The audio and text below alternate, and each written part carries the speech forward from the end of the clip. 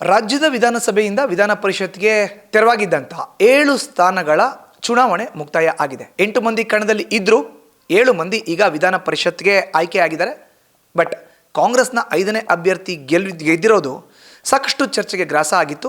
ಜೊತೆಗೆ BJP JDS ಎರಡೂ ಪಕ್ಷದ ಶಾಸಕರುಗಳು ಕೂಡ ಅಡ್ಡ ಮತದಾನ ಮಾಡಿದ್ದಾರೆ ಅನ್ನೋ ದೊಡ್ಡ ಸುದ್ದಿ ಕೂಡ ಹಬ್ಬಿತ್ತು. ಯಾರೆಲ್ಲ ಅಡ್ಡ ಮತದಾನ ಮಾಡಿದ್ದಾರೆ ಅನ್ನೋ ಪಟ್ಟಿನಲ್ಲಿ BJP ಅವ್ರದ್ದು ನೋಡೋದಾದರೆ ಬೇಲೂರು ಶಾಸಕ HK ಸುರೇಶ್ ಅವರ ಹೆಸರಿತ್ತು. ಬಟ್ ನ್ಯೂಸ್ ಫಸ್ಟ್ ಜೊತೆ ಮಾತನಾಡಲಿಕ್ಕೆ ಇವತ್ತು ಖುದ್ದು ಬೇಲೂರು ವಿಧಾನಸಭಾ ಕ್ಷೇತ್ರದ BJPಯ ಶಾಸಕರಾಗಿರುವಂಥ HK ಸುರೇಶ್ ಅವರಿದ್ದಾರೆ. ಏನಾಯಿತು ಚುನಾವಣಾ ಅಖಾಡದಲ್ಲಿ, ಅವರ ಹೆಸರು ಯಾಕೆ ಬಂತು, ಏನು ಇದರ ಹಿಂದೆ ಇರುವಂಥದ್ದು, ಏನೆಲ್ಲ ಆಗಿದೆ, ಈ ವಿಷಯಕ್ಕೆ ಸಂಬಂಧಪಟ್ಟಂತೆ ಅವರೇ ಸ್ಪಷ್ಟೀಕರಣ ಕೊಡೋಕ್ಕೆ ನಮ್ಮ ಜೊತೆ ಇದ್ದಾರೆ. ಮಾತಾಡಿಸ್ತೀನಿ. HK ಸುರೇಶ್ ಅವರೇ, ನಿನ್ನೆ ಆದಂಥ ಚುನಾವಣೆ ತಮ್ಮ ಹೆಸರು ಅಡ್ಡ ಮತದಾನ ಮಾಡಿದ್ದಾರೆ ಅನ್ನೋ ಒಂದು ವಿಷಯ ಬಂತು. ನಾವು ಕೂಡ ನ್ಯೂಸ್ ಫಸ್ಟ್ನಲ್ಲಿ ತಮ್ಮ ಹೆಸರನ್ನ ಬಿತ್ತರ ಮಾಡಿದ್ದೀವಿ. ನಿಮ್ಮ ಫಸ್ಟ್ ರಿಯಾಕ್ಷನ್ ಏನು ಹೇಳ್ತೀರಿ ಇದಕ್ಕೆ? ಬಹುಶಃ ನನಗೆ ಇದೊಂದು ಅಘಾತವಾದಂತಹ ಸಂಗತಿ. ಭಾರತೀಯ ಜನತಾ ಪಕ್ಷದ ನಿಷ್ಠಾವಂತ ಕಾರ್ಯಕರ್ತನಾಗಿ, ಸಂಘ ಪರಿವಾರದಿಂದ ಬಂದಂಥವನಾಗಿ, ತಾಯಿನ ನಾವು ಯಾವ ರೀತಿ ದೇವರು ಅಂತೀವಿ, ಪಕ್ಷನ ಅದೇ ರೀತಿ ದೇವರು ಅಂತಕ್ಕಂಥವ್ನು ನಾನು ಯಾವುದೇ ಕಾರಣಕ್ಕೆ ಅಡ್ಡ ಮತದಾನ ಮಾಡಲಿಕ್ಕೆ ಸಾಧ್ಯ ಇಲ್ಲ. ಬಹುಶಃ ನನಗನ್ನಿಸುತ್ತೆ ಇದು ಯಾರೋ ಪಿತೂರಿಯನ್ನು ನಡೆಸಿರ್ತಕ್ಕಂಥದ್ದು. ಯಾಕೆಂದರೆ ಕ್ಷೇತ್ರದಲ್ಲಿ 2 ಬಾರಿ ಸೋತ್ರೂ ಸಹ ಸತತವಾಗಿ 23ರಲ್ಲಿ ಗೆಲುವನ್ನು ಸಾಧಿಸಿ ಜನರ ಒಡನಾಟದಲ್ಲಿದ್ದು, ಚನ್ನಕೇಶವ ಸ್ವಾಮಿ ಆಶೀರ್ವಾದ, ವಿಶ್ವವಿಖ್ಯಾತ ಆಗಿರ್ತಕ್ಕಂಥ ಚನ್ನಕೇಶವ ಸ್ವಾಮಿ, ಆ ಕ್ಷೇತ್ರದ ಜನ ಆಶೀರ್ವಾದ ಮಾಡಿ ಇವತ್ತು ಶಾಸಕನಾಗಿ ಮಾಡಿದ್ದಾರೆ. ಬಹುಶಃ ನನಗೆ ರಾಜಕೀಯವಾಗಿ ಹಣವನ್ನು ಮಾಡಬೇಕು ಅಂತ ಬಂದಂಥವನಲ್ಲ. ನಾನು ಸೇವೆಯನ್ನು ಮಾಡಬೇಕು ಅಂತಕ್ಕಂಥ ಉದ್ದೇಶದಿಂದ ಶಾಸಕನಾದ ನಂತರ 7 ದಿವಸಗಳಲ್ಲಿ ಬೆಂಗಳೂರಲ್ಲಿ ಮೀಟಿಂಗ್ ಇದ್ದರೆ ಬಿಟ್ಟರೆ ಸಂಪೂರ್ಣವಾಗಿ ತೊಡಗಿಸ್ಕೊಂಡು ಕೆಲಸವನ್ನು ಮಾಡ್ತಕ್ಕಂಥದ್ದು. ಬೆಳಗ್ಗೆ 6ಗೆ ಪ್ರಾರಂಭ ಆದರೆ ರಾತ್ರಿ 12 ಗಂಟೆವರೆಗೂ ಸಹ ಕ್ಷೇತ್ರದ ಎಲ್ಲ ಜಾತಿ ಜನಾಂಗಗಳನ್ನ ಧರ್ಮಗಳನ್ನ ಪ್ರೀತಿಸಿ ಗೌರವದಿಂದ ಕೆಲಸ ಮಾಡ್ತಕ್ಕಂಥ ಭಾವನೆನ ಇಟ್ಕೊಂಡಿದ್ದೀನಿ. ಅದರಲ್ಲೂ ವಿಶೇಷವಾಗಿ ನಾನೊಬ್ಬ ಹಿಂದೂ ಅಂತಕ್ಕಂಥದ್ದನ್ನು ಅನೇಕ ಕೇಸ್ಗಳನ್ನ ನಾನು ಹಾಕಿಸ್ಕೊಂಡಿರ್ತಕ್ಕಂಥ ಇದಿದೆ. ನಾನು ಭಾರತೀಯ ಜನತಾ ಪಕ್ಷದ ಕಟ್ಟಾಳು, ಅದರಲ್ಲಿ 2 ಮಾತಿಲ್ಲ. ಬಹುಶಃ ನನ್ನ ಏನು ಮಾಡ್ತಕ್ಕಂಥ ಸೇವೆ ಇದೆ, ಆ ಸೇವೆಗೆ ತದ್ವಿರುದ್ಧವಾಗಿ ಎಲ್ಲೋ ಒಂದು ಕಡೆ ಪಿತೂರಿ ನಡೆಸಬೇಕು ಅಂತ ಯಾರೋ ಮಹಾನ್ ನಾಯಕರುಗಳು ಇದನ್ನು ಸೃಷ್ಟಿಯನ್ನು ಮಾಡಿದ್ದಾರೆ ಅಂತಕ್ಕಂಥದ್ದು ನನ್ನ ಭಾವನೆ. HK ಸುರೇಶ್ ಅವರೇ, ಈಗ ನೀವು RSS ಹಿನ್ನೆಲೆ, ನಾನು ಕಟ್ಟ ಹಿಂದುತ್ವ, ಜೊತೆಗೆ 2 ಸತಿ ಸೋತರೂ ಕೂಡ ನಾನು ಪಕ್ಷಕ್ಕೆ ಯಾವುದೇ ಒಂದು ತೊಂದರೆ ಮಾಡೋನು ಅಲ್ಲ, ಅಡ್ಡ ಮತದಾನ ಮಾಡಿಲ್ಲ ಅಂತ ಹೇಳಿದ್ರಿ. ಓಕೆ, ಯಾರು ಮಾಡಿರಬಹುದು ಪಿತೂರಿ, ಯಾಕೆ? ಬಹುಶಃ ನನಗನ್ನಿಸುತ್ತೆ ರಾಜಕೀಯದ ಯಶಸ್ಸನ್ನು ತಡಿನಾಡ್ದಲೆ ಈ ರೀತಿ ಜಿಲ್ಲೆಯಲ್ಲಿ ಸಂಘಟಿತವಾಗಿ 4 ವರ್ಷ ಸತತವಾಗಿ ಜಿಲ್ಲಾಧ್ಯಕ್ಷನ ಕೆಲಸ ಮಾಡಿದ್ದೀನಿ. ಸಾಮಾನ್ಯ ಕಾರ್ಯಕರ್ತರ ಜೊತೆಲಿದ್ದೀನಿ.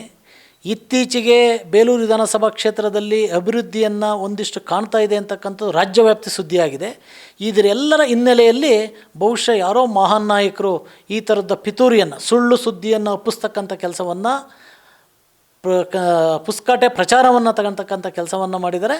ಬಹುಶಃ ನಾನು ತಮ್ಮ ಮೂಲಕ ವಿನಂತಿಯನ್ನು ಮಾಡ್ತೀನಿ ನಮ್ಮ ರಾಷ್ಟ್ರೀಯ ಅಧ್ಯಕ್ಷರಿಗೆ, ನಮ್ಮ ರಾಜ್ಯಾಧ್ಯಕ್ಷರಿಗೆ, ಯಾರು ಅಡ್ಡ ಮತದಾನವನ್ನು ಮಾಡಿದ್ದಾರೆ ಅವರಿಗೆ ಶಿಕ್ಷಿಸಬೇಕು ಅಂತಕ್ಕಂಥದ್ದನ್ನು ನಾನು ವಿನಂತಿಯನ್ನು ಮಾಡ್ತೀನಿ. ಯಾಕೆ ಅಂದರೆ ಬಹುಶಃ ತಮಗೆಲ್ಲ ಗೊತ್ತಿದ್ದಂಗೆ ಭಾರತೀಯ ಜನತಾ ಪಕ್ಷದ ಕಟ್ಟಾಳಾಗಿ ನಾವು ಮಾಡಲ್ಲ.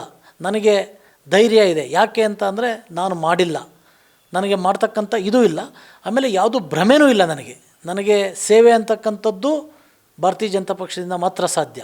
ಹಿಂದುತ್ವ ಅಂತಕ್ಕಂಥದ್ದು ಭಾರತೀಯ ಜನತಾ ಪಕ್ಷದಿಂದ. ಈ ಸಮಾಜವನ್ನು ಕಟ್ಟಲಿಕ್ಕೆ ಯಾವುದರಿಂದ ಸಾಧ್ಯ ಅಂದರೆ ಸಂಘ ಪರಿವಾರದಿಂದ ಸಾಧ್ಯ.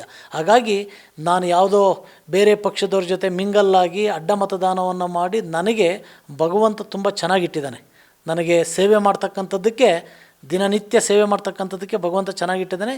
ಯಾವ ಆಮಿಷಕ್ಕೂ ಒಳಗಾಗ್ತಕ್ಕಂಥ ಸ್ಥಿತಿ ನನಗಿಲ್ಲ. ಆ ಧರ್ಮಸ್ಥಳ ಮಂಜುನಾಥ ಸ್ವಾಮಿ ಆಣೆ, ಚನ್ನಕೇಶ್ವನ ಆಣೆ, ಇವತ್ತು ನಾನು ಅಡ್ಡ ಮತದಾನ ಮಾಡಿಲ್ಲ. ಮಾಡಿದವರ ವಿರುದ್ಧ ಶಿಸ್ತು ಕ್ರಮವನ್ನು ಕೈಗೊಳ್ಳಬೇಕು ಅಂತಕ್ಕಂಥ ನಾವು ರಾಷ್ಟ್ರೀಯ ಅಧ್ಯಕ್ಷರಲ್ಲಿ ಮತ್ತು ಸಂಘಟನೆಯಲ್ಲಿ ನಾನು ವಿನಂತಿಯನ್ನು ಮಾಡ್ತೀನಿ. ಸರ್, ನೀವು ಸ್ಟೇಟ್ಮೆಂಟ್ ಮಾಡಬೇಕಾದ್ರೆ ಒಂದು ವೆರಿ ಇಂಟ್ರೆಸ್ಟಿಂಗ್ ಪಾಯಿಂಟ್ ಹೇಳಿದ್ರಿ. ಕ್ಷೇತ್ರದಲ್ಲಿ ಸಾಕಷ್ಟು ಅಭಿವೃದ್ಧಿ ಆಗ್ತಾ ಇದೆ. ಅದೇ ಯಾರಿಗಾದರೂ ಜಿಲ್ಲೆಯಲ್ಲಿ ಇರೋ ಅಂಥ ನಿಮ್ಮ ಪಕ್ಷದ ಸ್ವಪಕ್ಷದ ನಾಯಕರಿಗೆ ಕಣ್ ಕುಕ್ಕಿರಬಹುದಾ? ಬಹುಶಃ ಎಲ್ಲೋ ಒಂದು ಕಡೆ ಈಗಾಗಲೇ ಇಡೀ ಕ್ಷೇತ್ರದ ಜಿಲ್ಲೆಯ ಜನ ಮುಂದಿನ ದಿವಸಗಳಲ್ಲಿ ಉತ್ತಮ ಭವಿಷ್ಯ ಇದೆ ಅಂತಕ್ಕಂಥ ವಾತಾವರಣ ಇಡೀ ಜಿಲ್ಲೆಯಲ್ಲಿ ಸೃಷ್ಟಿಯಾಗಿದೆ.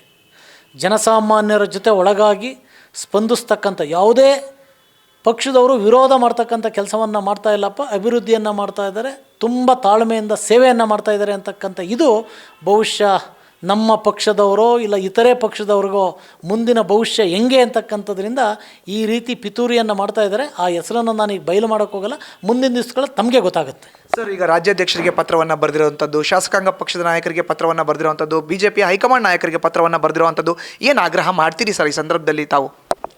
ನಾನು ನಮ್ಮ ರಾಜ್ಯಾಧ್ಯಕ್ಷರಿರ್ಬೋದು, ವಿರೋಧ ಪಕ್ಷದ ನಾಯಕರಿರ್ಬೋದು, ನಮ್ಮ ಸಂಘಟನೆ ಪ್ರಧಾನ ಕಾರ್ಯದರ್ಶಿಗಳಂತ ಸಂತೋಷಿ ಇರ್ಬೋದು, ರಾಷ್ಟ್ರೀಯ ಅಧ್ಯಕ್ಷರಿರ್ಬೋದು, ನಾನು ಪಕ್ಷದ ವಿರುದ್ಧ ಯಾರು ಮತವನ್ನು ಚಲಾಯಿಸಿದರೆ ಅವರ ವಿರುದ್ಧ ಶಿಸ್ತು ಕ್ರಮವನ್ನು ಕೈಗೊಳ್ಳಬೇಕು ಅಂತಕ್ಕಂಥದ್ದು, ಗಲ್ಲಿಗೆ ಏರಿಸಬೇಕು ಅಂತಕ್ಕಂಥದ್ದನ್ನು ನಾನು ಅವರಲ್ಲಿ ಆಗ್ರಹನ ಮಾಡ್ತೀನಿ, ವಿನಂತಿಯನ್ನು ಮಾಡ್ತೀನಿ. ಯಾಕೆ ಅಂದರೆ ಪಕ್ಷ ತಾಯಿ ಇದ್ದಾಗೆ, ತಾಯಿಗೆ ದ್ರೋಹ ಬಗೆಯೋದು ಒಂದೇ, ಪಕ್ಷಕ್ಕೆ ದ್ರೋಹ ಬಗೆಯೋದು ಒಂದೇ.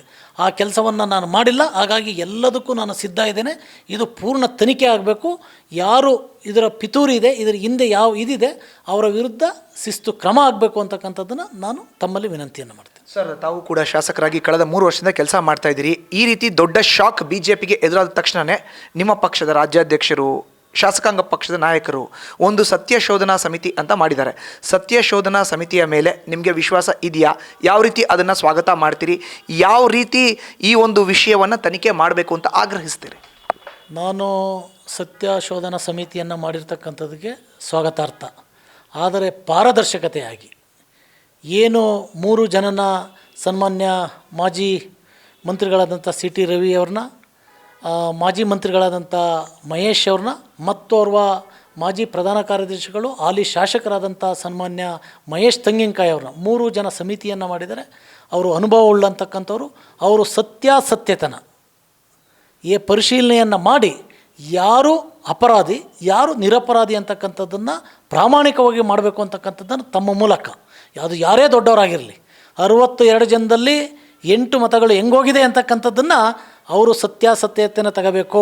ಯಾರೋ ಏಜೆಂಟ್ಗಳು ಹೇಳಿದರು, ಯಾರೋ ಇನ್ನೊಬ್ಬರು ಆರೋಪ ಹೊರಿಸಿದ್ರು ಅಂತ ನನ್ನಂಥ ಪ್ರಾಮಾಣಿಕನ ಮೇಲೆ ಅಲ್ಲ ಅದು ಮಾಡ್ತಕ್ಕಂಥದ್ದು. 62 ಜನದನ್ನು ಸಹ ಪರಿಶೀಲನೆಯನ್ನು ಮಾಡಿ ವರದಿಯನ್ನು ನಮ್ಮ ರಾಷ್ಟ್ರೀಯ ಅಧ್ಯಕ್ಷರಿಗೆ ಕೊಡಬೇಕು. ಅದರ ವಿರುದ್ಧ ಶಿಸ್ತು ಕ್ರಮ ಕೈಗೊಳ್ಳಬೇಕು ಅಂತಕ್ಕಂಥದ್ದನ್ನು ನಾನು ಆಗ್ರಹನ ಮಾಡ್ತೀನಿ. ಸರ್, ಕ್ಲೀನ್ ಇಮೇಜ್ ಇಟ್ಕೊಂಡು ಪಕ್ಷನೇ ಎಲ್ಲ ಅಂತ ದುಡಿಯೋ ಅಂಥ ಒಬ್ಬ ವ್ಯಕ್ತಿಗೆ, ಬಹಳ ಪ್ರಾಮಾಣಿಕರಾಗಿರೋ ಅಂಥವ್ರಿಗೆ ಈ ರೀತಿ ಒಂದು ಕಪ್ಪು ಮಸಿ ಬಳಿಯುವಂಥ ವಾತಾವರಣ ನಿರ್ಮಾಣ ಆದಾಗ ಏನು ಅನಿಸುತ್ತೆ ನಿಮಗೆ? ಇದು ಈ ಥರ ಆದಾಗ ತುಂಬ ದುಃಖ ಆಗುತ್ತೆ, ಮನಸ್ಸಿಗೆ ನೋವಾಗುತ್ತೆ. ನನಗೆ ಮಾತ್ರ ಅಲ್ಲ, ನನಗೆ ಮತವನ್ನು ಕೊಟ್ಟು ಗೆಲ್ಲಿಸಿರ್ತಕ್ಕಂಥ ಕ್ಷೇತ್ರದ ಎಲ್ಲ ಮತದಾರರಿಗೆ, ಆಮೇಲೆ ನಾನು ಪ್ರೀತಿಸ್ತಕ್ಕಂಥ ಗೌರವಿಸ್ತಕ್ಕಂಥ ದೇವತೆಗಳಿಗೂ ಸಹ ಬೇಜಾರಾಗುತ್ತೆ. ಯಾಕೆಂದರೆ ಒಬ್ಬ ಪ್ರಾಮಾಣಿಕನ ಮೇಲೆ ಇಷ್ಟೆಲ್ಲ ಆರೋಪಗಳನ್ನ ಮಾಡ್ತಾ ಇದ್ದಾರೆ ಅಂತಕ್ಕಂಥದ್ದನ್ನು ನನಗೆ ವಿಶ್ವಾಸ ಇದೆ. ಇದರಲ್ಲಿ ಉರುಳಿಲ್ಲ. ಈ ಆರೋಪದಿಂದ ಏನು ಆರೋಪವನ್ನು ಮಾಡಿದ್ದಾರೆ ಅವ್ರಿಗೆ ಗೊತ್ತಾಗುತ್ತೆ ನಾನು ಮಾಡಿದ ತಪ್ಪು ಅಂತಕ್ಕಂಥದ್ದನ್ನು. ನನಗೆ ಭಗವಂತನ ಮೇಲೆ ತುಂಬ ಅಪಾರವಾದ ಗೌರವ ಇದೆ.